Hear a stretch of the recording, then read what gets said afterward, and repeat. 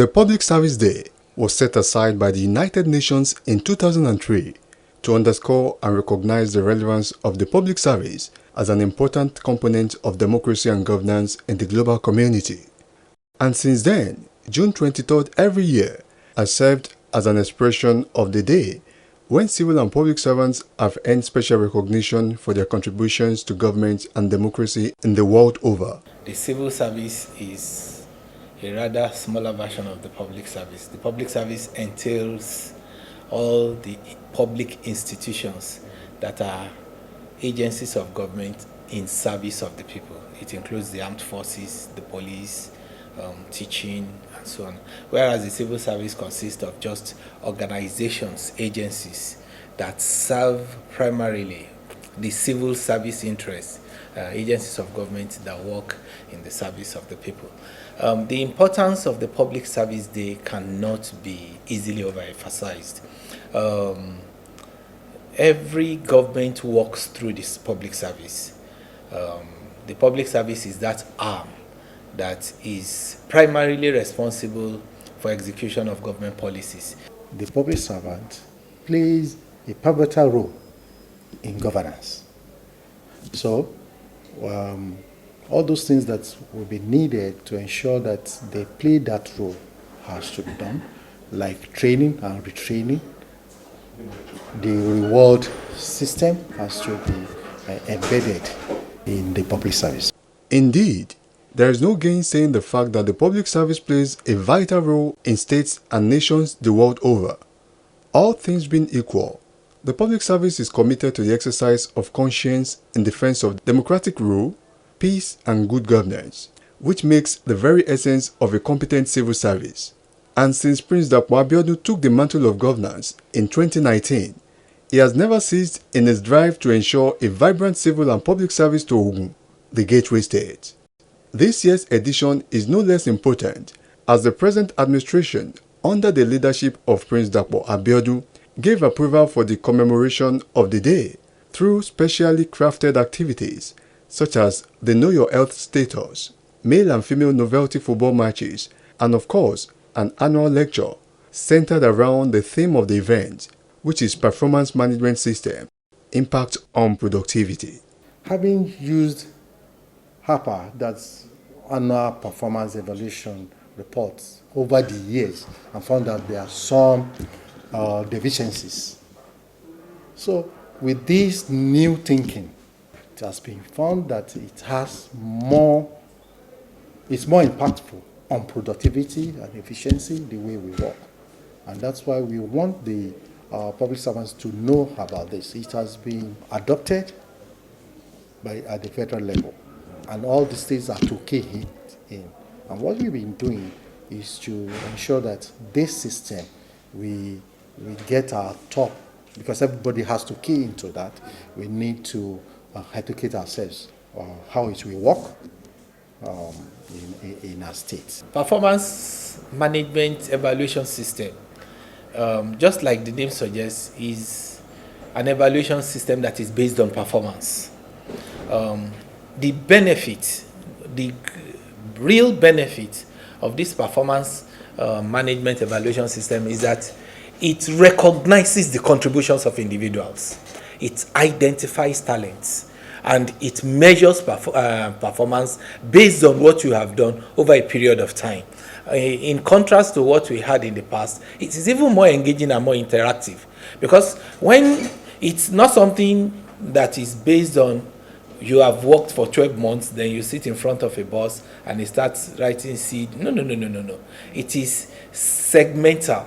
It comes with an engagement principle.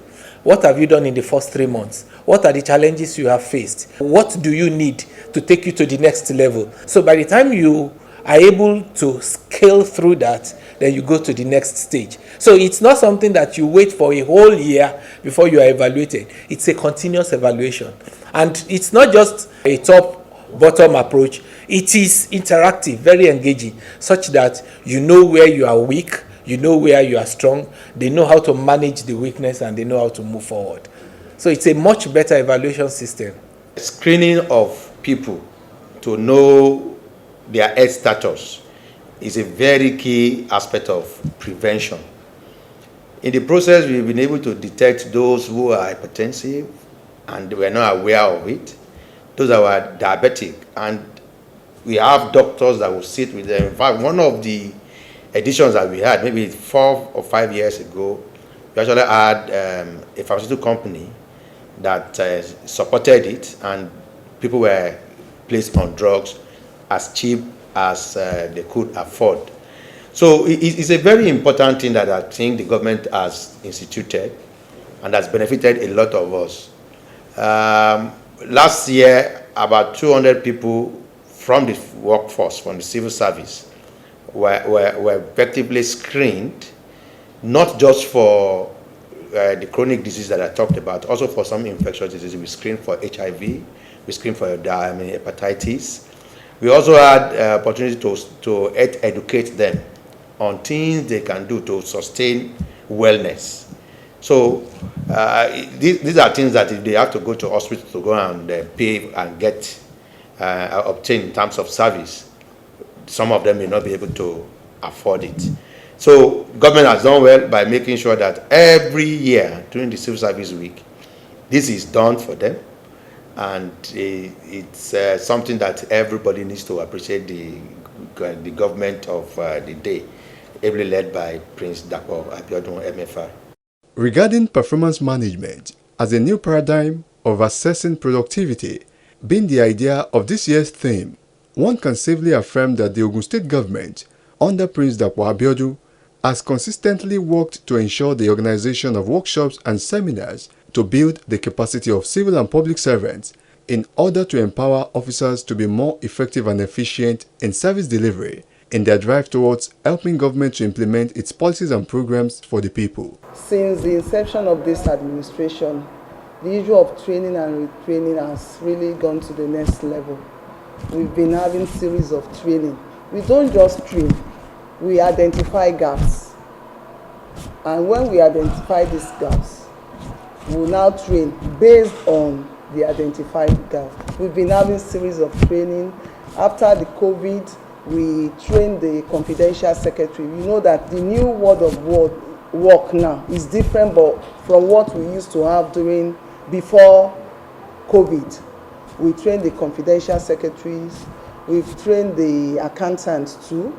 Of recent, we had the speech writing training. We've also trained the newly promoted officers. You know, of recent, the promotion letters for years 2018, 19, and 20 were released. And we don't just want to promote people because we want to enhance performance. So we have started training the newly promoted officers. There's something we are introducing which everybody seems to be happy about. That is I call it SPSA, the short posting for skill acquisition. When we were younger in the service, some of our very old colleagues taught us some skills, surgical skills, and the rest of it. But we now found out that our junior ones are not being given the same opportunity.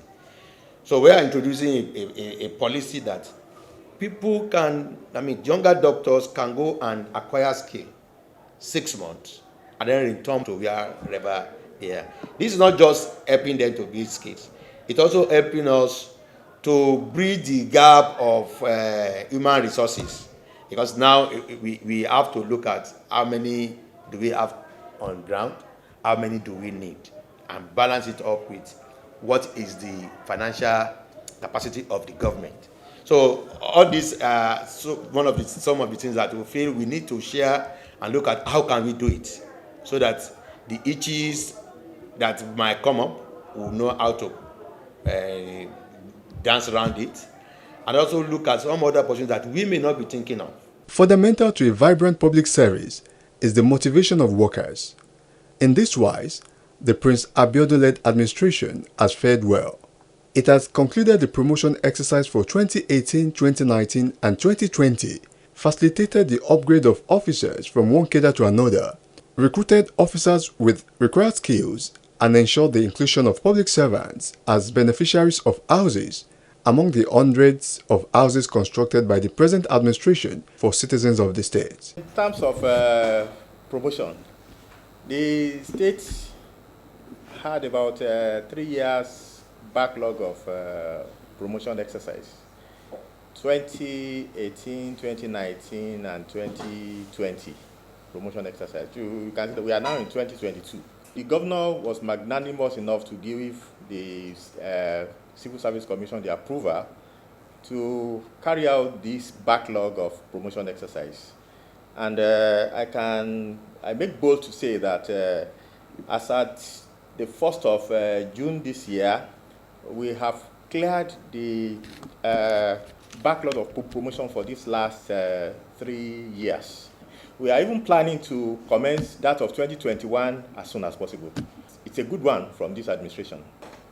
In the past, it has been very difficult for officers who join the service to progress, to advance.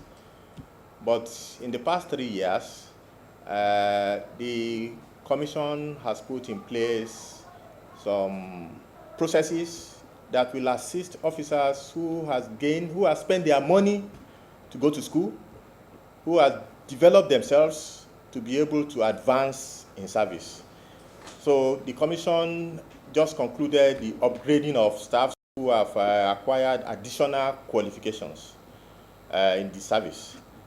As at 1st of June this year, the Commission was able to achieve the upgrading of about 1,300 staff both in the civil and public service of Ogun State.